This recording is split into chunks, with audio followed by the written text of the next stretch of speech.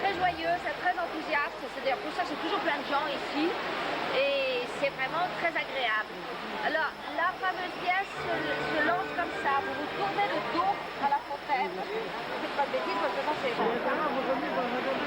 Dans un quart d'heure, on se retrouve tous sous l'église. Hein. D'accord ?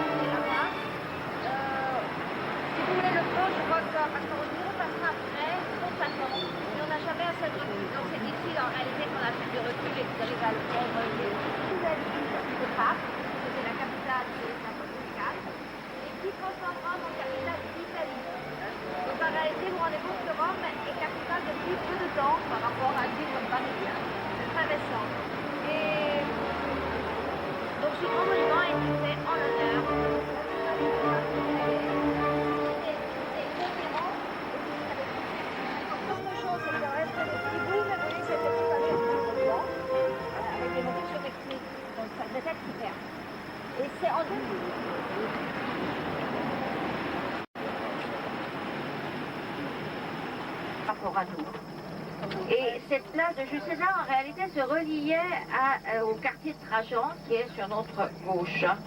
C'est pour ça que Mussolini nous a pratiquement cassé en deux cet ensemble de grandes places, hein, qu'on appelle. C'est dans un état épouvantable, parce que vous voyez, tout est par terre. En réalité, c'était des constructions. On n'aurait jamais vu tout ça aujourd'hui, parce que, enfin, à l'époque, puisqu'il y avait des grandes constructions qui bloquaient la vue. C'était la place, c'était la vieille place la plus ancienne de Rome, c'est là, c'est la Roumanie actuelle. Alors en réalité, on les lit en sens contraire, parce que vous voyez, ça, la première, c'est l'extension maximum. La deuxième, c'est l'époque d'Auguste. La troisième, c'est l'époque des guerres puniques. Et puis, le petit point blanc dans tout ce noir de la première carte, c'est en réalité la naissance de Rome au 8e siècle avant Jésus-Christ. Donc l'Empire romain, enfin l'Empire, il faudrait penser qu'il était, parce que c'est du travertin, c'est une pierre comme en haut, hein, vous regardez en haut, eh bien c'était tout blanc, et vous me mettez des statues au premier et au deuxième étage. Et puis, vous pensez que c'était comme ça, surtout pour Tours. Donc effectivement, c'était certainement un édifice superbe, hein, et grandiose, hein, vous vous rendez compte là. Donc c'est un amphithéâtre. En français, on appelle souvent ça plutôt des arènes, hein, donc des... Beau film d'ailleurs. Ça vous aide à comprendre comment ça se passait. Donc les meilleurs esclaves, on les mettait dans des écoles de gladiateurs, ils apprenaient à se battre, et quand ils étaient prêts, on les amenait au Colisée ou dans un autre amphithéâtre. Il y avait des amphithéâtres partout, dans tout le monde romain. Si vous allez en France, vous en avez en Turquie, vous en avez en Afrique, vous en avez partout. Regardez là à droite, parce que vous voyez que la belle façade qu'on a vue tout à l'heure, elle est toute cassée maintenant. En fait, vous ne voyez pas la façade. Vous voyez l'intérieur, une partie intérieure du Colisée. Je vous expliquerai mieux tout à l'heure.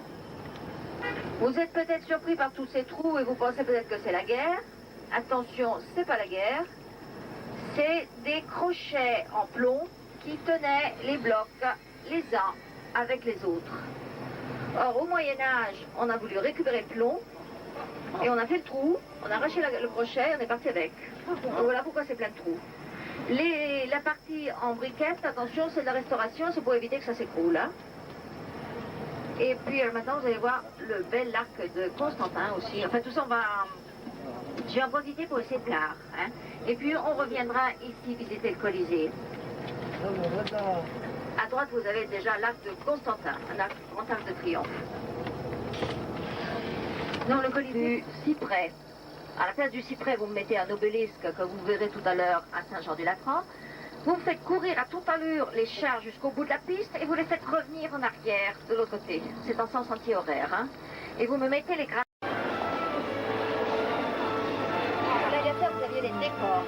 Si vous aviez besoin, je peux vous demander 2 minutes de bouquin, comme ça on va s'en servir de petit truc qui passe à travers la trappe et que l'on mettait sur la plateforme en bois. Et puis, alors après ça, ce qu'il faut reconstruire, c'est les gradins, parce que vous en avez un petit bout là-bas, vous voyez des gradins blancs là-bas, en marbre. Les gradins, vous les remontez jusqu'au sommet et vous couvrez tout l'intérieur, tout ce qui n'est pas le centre, avec des gradins blancs. Donc, comme effet, voilà ce que ça donnait, vous voyez. Au-dessus, soulevé par les mâts, et il redescendait à l'extérieur du Colisée. Donc on actionnait la bâche de l'extérieur du Colisée. C'était les marins du port de Misène qui faisaient ça. Et c'était quand même, je ne sais pas si on a une représentation.